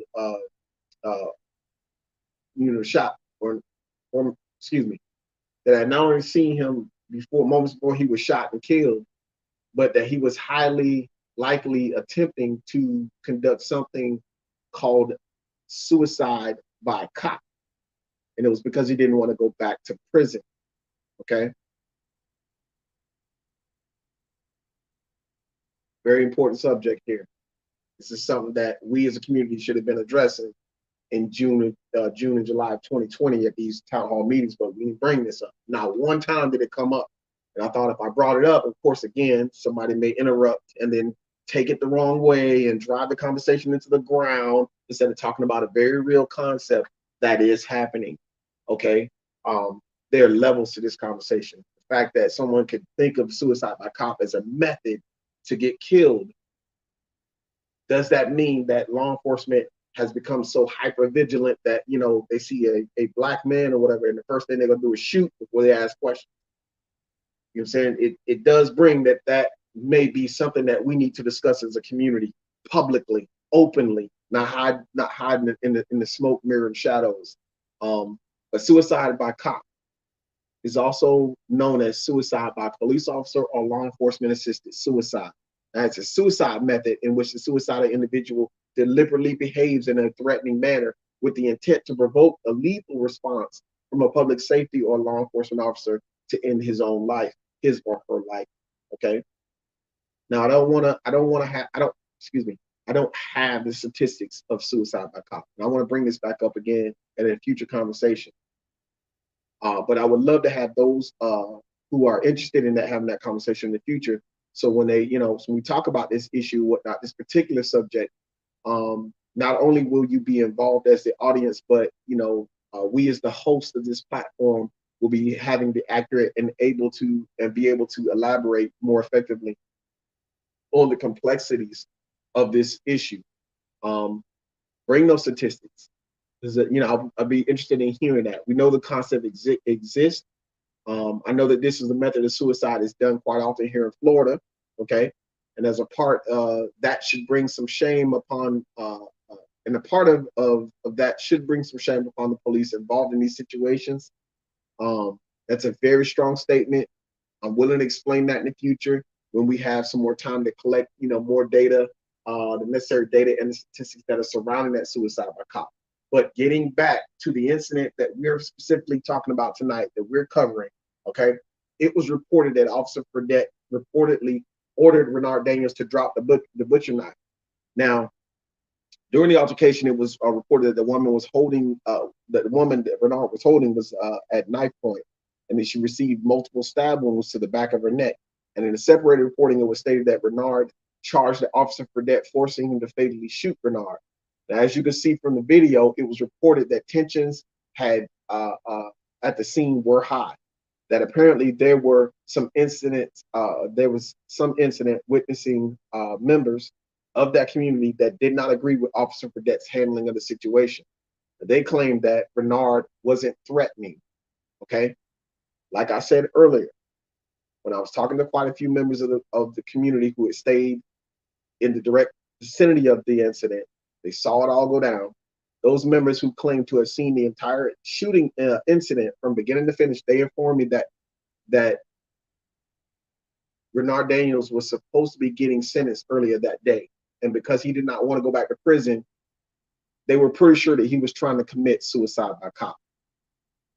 There seemed to be some credibility to that narrative because even FTV Channel 9 News later that evening also reported that Renard was supposed to be sentenced by 2 years of prison because of warrant or failure to appear for previous theft and battery charges. Cocoa police now say the man was shot and killed by an officer after attacking a woman was supposed to return to jail. The suspect had a warrant out for his arrest at the time of the deadly shooting. Channel 9's Michael Leparty live in the newsroom. And Michael, police say the officer likely saved that woman's life. Greg, the chief says that man was stabbing a woman with a butcher knife and then charged at an officer. And in this new video, we can see what happened in the moments after. The body camera video that was released does not show the actual shooting, but it does show some of the chaotic moments that followed. Emotions were clearly strong. A man had just been shot, and a crowd of neighbors was arriving at the park faster than the police could. I need more officers out here to get the crowd control out of the way. Cocoa police also released a photo of the knife they say 55-year-old Renard Daniels used to attack a woman. The chief says Daniels was armed when he charged at the officer who shot and killed him. Our actions of our officer last night during this incident were what saved the life of the victim. Just hours before the shooting, Daniels was set to be sentenced to 2 years behind bars for separate theft and battery cases, but he never showed up in court, and a warrant was issued for his arrest. He had been temporarily released to get his affairs in order. The chief is standing by his officer and responded to critics, including some who showed up last night, arguing the officer didn't have to shoot. Somebody with a knife that's attacking another person, tasing them doesn't always work. Part of the body camera video is blurred, but includes a witness saying the officer was defending himself. That's something the Florida Department of Law Enforcement will now review as part of its investigation. The woman had stab wounds on her neck, but she is expected to be okay. And the chief says that she did know Daniels, but the two were not in a relationship. Live in the newsroom, Michael Lepardi, Channel 9 Eyewitness News. There were some of the incidents where I had direct contact with the police department at Poco. There were a few others that I chose not to talk about. But part of my point was that those people who were making those negative cash deposit comments about the Black community were nowhere near when there are times of crisis like that, right? And they dang sure weren't there to contribute to the need for positivity. Okay, that's why I said that I don't see them down there in the hood doing anything. That's why I came off with the temperament that I came off with. You know, a lot of people was unpopular to a lot of people. But you guys have to understand and whatnot. You know, if someone were talking very negatively about where you live and we're making up stuff or whatnot, and this is a community conversation, you would object. So it's well within my rights to have done so. Okay. Yeah, they were the first to tear down the whole community, and they tried to use the excuse of implicit bias as a scapegoat. Very, very insulting. Okay. As you can see from the first video, the Cocoa Police Police Chief Mike Canalupe. I know they got a new chief now. I'm just saying this is how old that was. But notice what the chief said. He said, "We want to all come together. We want to work to find out exactly what happened here tonight. We hope that the community will stand behind our officers." Yes. Police Chief Canalupe is gone, and now this Police Chief of the Cocoa Police Department is now Chief Coleman. All right, but you do see the message of hope that the chief spoke of, right? He hopes that we all come together and work to find out exactly what happened here tonight. He said that we hope that the community will stand behind our officers. Now, in order for that to happen, those officers have to be receptive to that community, right? Not just in the moments after a shooting, but even during the events where they have put, where they're putting their hopes in connecting with these police officers with the community. I asked that, I had to ask the community demands question because it was asked to me, and I got to ask the question. Now, what is our role as the community in these kinds of incidents? Okay, what is our role, right? Now, while you think about that, if you're going to answer that question tonight or in the future, and I'm not taking it into my inbox, go ahead and just make the comments on the live stream, okay? Because I'm not going to be tracking down stuff or whatnot. These, if you knew how many questions that were asked of me to answer on this live stream, but like I said, I see no activity right now. If you knew, you would understand why I'm saying that, okay? Now, while you think about that, or if you attempt to contribute with your opinion about our role as the community, I want to go ahead and elaborate on this, on why I felt all this was relevant. Now, when incidents like this and the police can't get all the facts together without conducting an intensive investigation, they call on the community to fill in the blanks. Now, quite often this happens right before our eyes, and we as a community don't recognize the power that we possess or even the need of the police to have us involved. That is an example of how important the police having a connection with the community is. Okay, it's equally as important to understand the importance of having a connection with police assigned to the community. Okay, you can see the need for that, why the community must, why there must be a genuine connection. Okay, and this stuff is kind of easy when you're trying to find out how to establish a genuine connection. You can Google it. And sorry, I want my Google Nest to pick that up. All right, but you can Google it. One of the first things you're going to see is to establish a genuine connection with your partner, and it'll say that you have to be strategic. You have to be conscious and strategic. Now we know that that to be conscious is a very taboo word right now because of the attack on the woke that is currently happening. And the strategic, insinuates a very carefully planned or a carefully designed plan or long-term overall aim and interest and the means of achieving them. Okay. Now, further, it says that the challenges are inevitable, and the best way to prevail is by tackling instead of avoiding them. Right? In authentic relationships, we talked about authenticity. I'm trying to race through it at 20 minutes. In authentic relationships, there's challenges that are going to occur, right?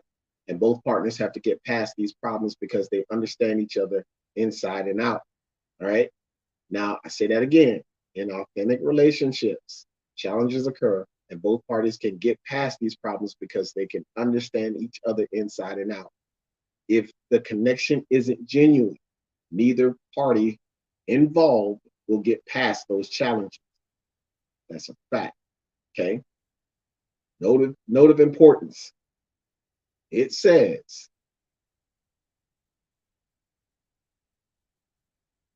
it is the best way to prevail over challenges is by tackling them instead of avoiding them. Okay.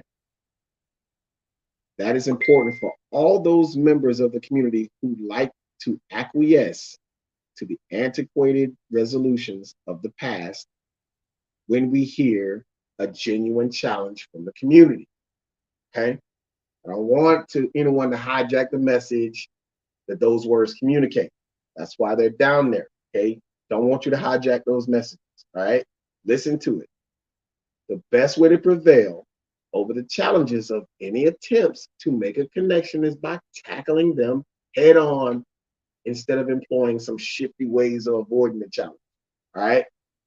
Let's talk about it. Stop trying to run from it. All right.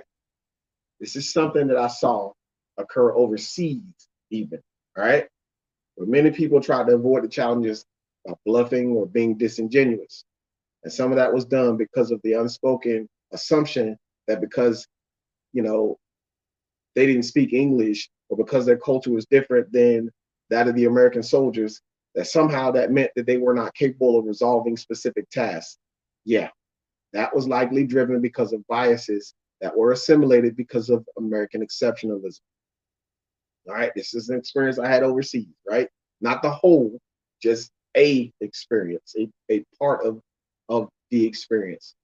Because many times in our American culture, we tend to put ourselves in the only comfortable positions of dialogue.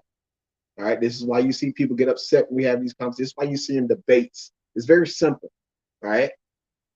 People get uncomfortable. It's just kind of being here in America, they have this sense of ego and a sense of entitlement that we have to be comfortable to have a conversation. No, that's not true, all right? When this is done over a long period of time without any diversity, that in turn results in an echo chamber, okay? I know you heard that term before. And that echo chamber gives us a false sense of confidence, and then it leads to an overt display of excess arrogance and deprivation of intelligence. All right, this is where we talk about like these echo chambers are very detrimental to these progressive conversations. This is why we explain some stuff. Okay, now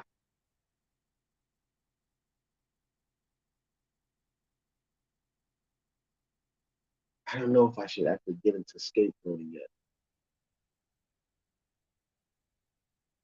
I'll save scapegoating for maybe next Sunday. Okay, I'll save that, and then we'll continue to pick up from there. This is a very important concept. Okay, I'll just part to it because I really need to get to. It's about 15 minutes left, and I really need to get to I'll do that next week. I'll do that next week. And we'll talk about Maslow's hierarchy of needs next week. That's a very elaborate conversation. I want to talk about that. So I really need to get to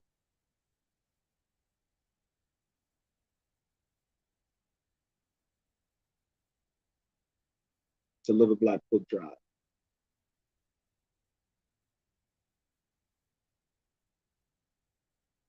All right.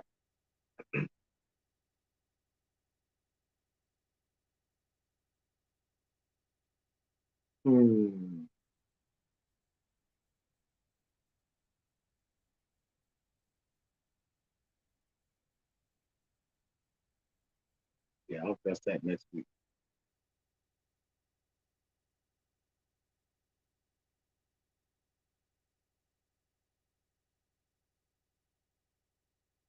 All right.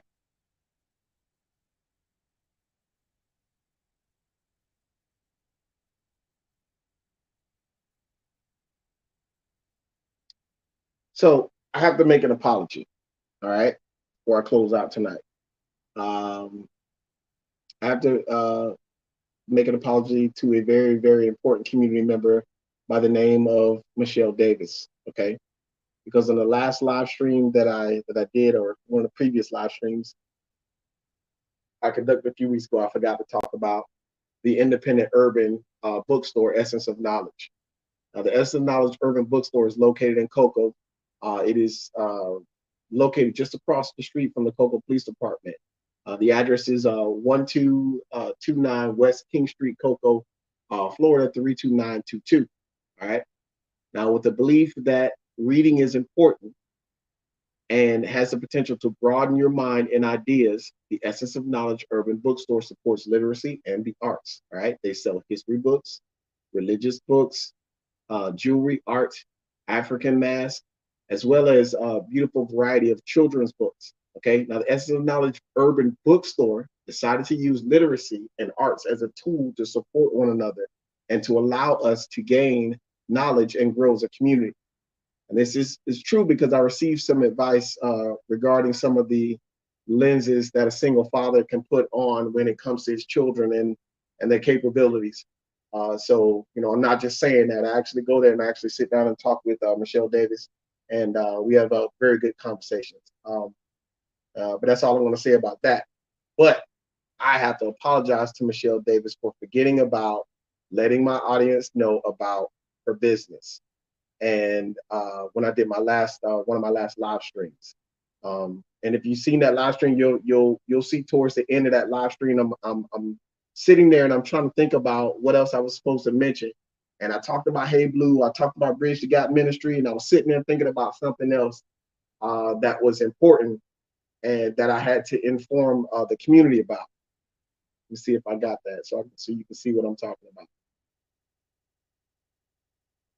There is also the Hey Blue. You guys know where to find Hey Blue.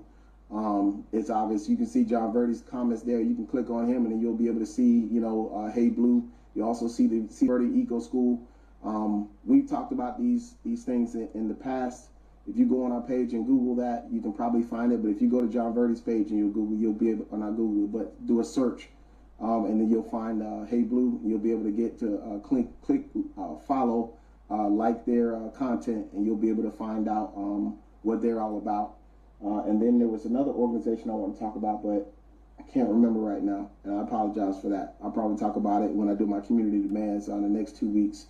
But we'll do that, and then I'll have a conversation about AI, just so we can break up the monotony, because I know a lot of people have said to me clearly that they didn't feel comfortable when I talk about race.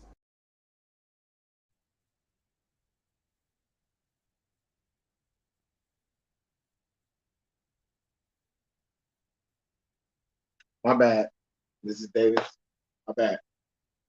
But you all can clearly see that, y'all saw me saying, I knew there was something else important that I'm supposed to talk about. I'm forgetting something.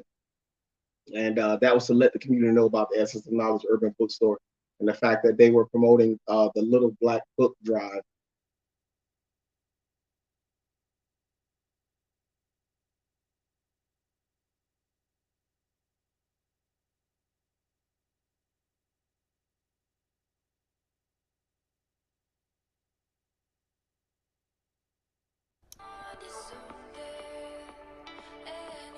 Powerful books are now banned in Florida classrooms. Books like Maya Angelou's I Know Why the Caged Bird Sings, Toni Morrison's Beloved, Nicole Hannah-Jones' 1619 Project, Alice Walker's Color Purple, Bell Hooks' Black Looks, Race and Representation, Zora Neale Hurston's Their Eyes Were Watching God, Tiffany D. Jackson's Grown, and Lupita Nyong'o's Soul Wing. Our community must come together to support its future. The Little Black Book Drive is a chance to make book donations, partnering with the Essence of Knowledge Urban Bookstore. The Little Black Book Drive is focused on supporting Black history, STEM, space travel, and business. The Little Black Book Drive donations will continue through June 1st, and these books will be distributed on Juneteenth. If there are any books to donate, go to the Essence of Knowledge Urban Bookstore, located at 1229 West King Street in Cocoa, Florida.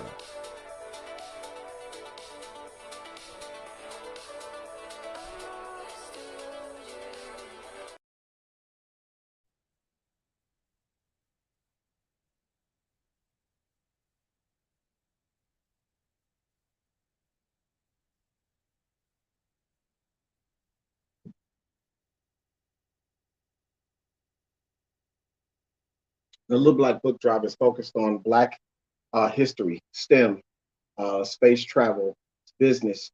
The Little Black Book Drive is a chance for the Brevard County community to make book donations. And it's been occurring for about 4 weeks now, and the donations will continue through June 1st. So only got a few days left, 2 or 3 days left. The books are to be distributed on Juneteenth of 2023 this year. So the Little Black Book Drive is partnering with the Essence of Knowledge Urban Bookstore. So if you have any books that you want to donate, especially right now with this book ban going on, go down and if you have any of those books that you want to get rid of, you're looking to donate. I'm sure there probably isn't a preference whether it's old or new, but go on down to the Essence of Knowledge Urban Bookstore at 1229 West King Street there in Cocoa and participate. All right, now if you want to ask, what kind of books they're looking for or anything, there's contact information. Contact for more information. I put it on a post earlier on my page, but contact information for the Little Black Book Drive is Linda Hudson, and that's area code 954-410-1791. And then there's a Cash App. I'm going to put this on the screen for you.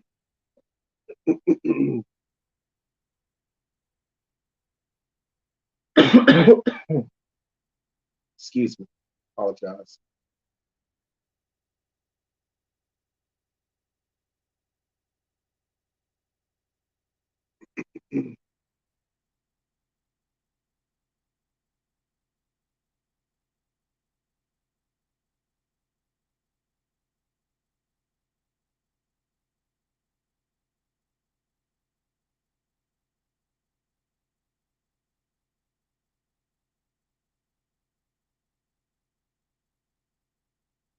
Actually, let me make that bigger by deleting some of that because I don't need all of that.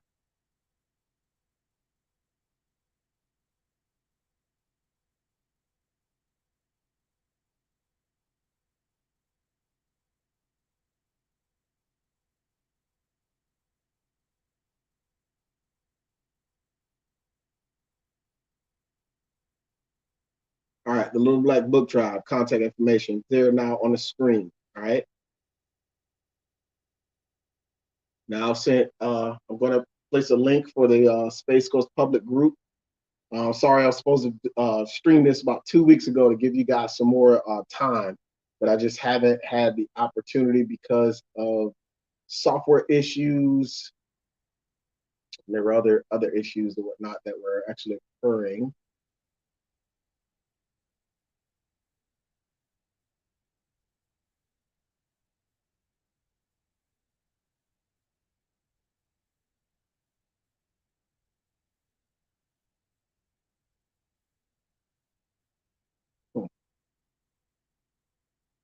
For some reason, it's not letting me get to the comment section. That's very strange.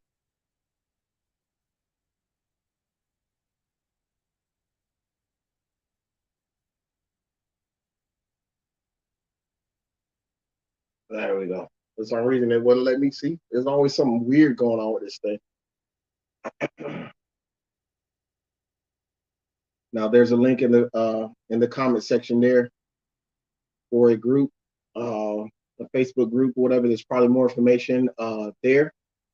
And then I'm going to place a link in the comment section for the Essence of Knowledge Urban Bookstore, their Facebook page, so you can go there. And I'll be talking about this next week too. I will, re-highlight this. I just want to get this information out there for you guys. So there are the links in the comment section. All right. But it contains more contact information on the Facebook page.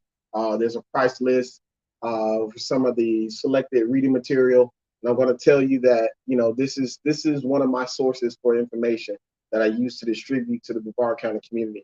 All right. And I rarely ever give my sources away. Okay.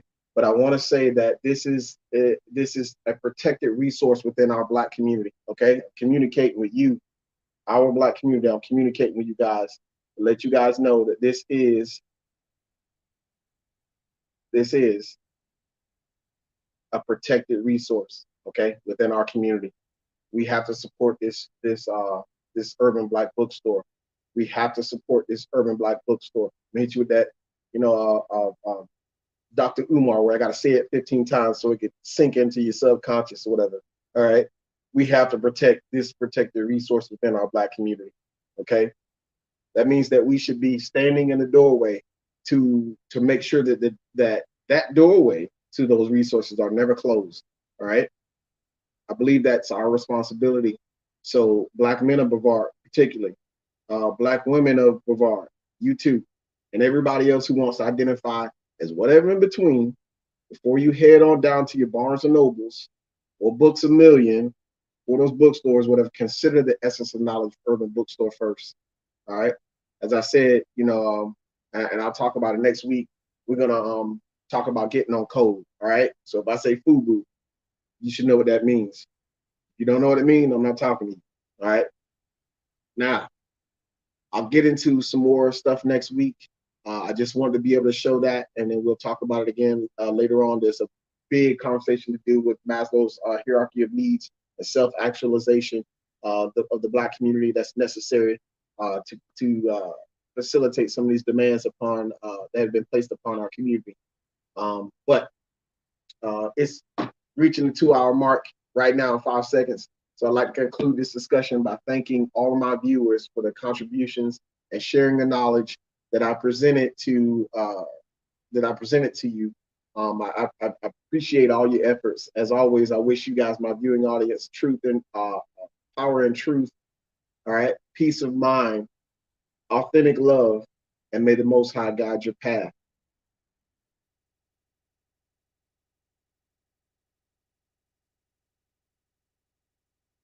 Y'all have a good night.